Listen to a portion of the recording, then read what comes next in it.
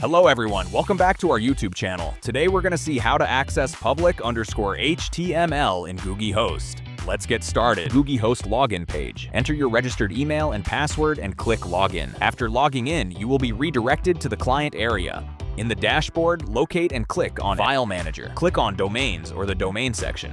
You will see your domains.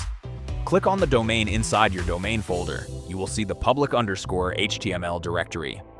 Click on public_HTML to open it. You can now upload your website files into the public_HTML folder. If you face any issue related to GoogieHost, you can directly raise a support ticket. To raise a support ticket, simply go to the homepage and look for the Open Ticket option. Our professional technical and sales teams will review your request and provide you with a proper solution as quickly as possible. I hope this tutorial was very helpful for you. If you have found this helpful, please leave a like and make sure to subscribe to our channel.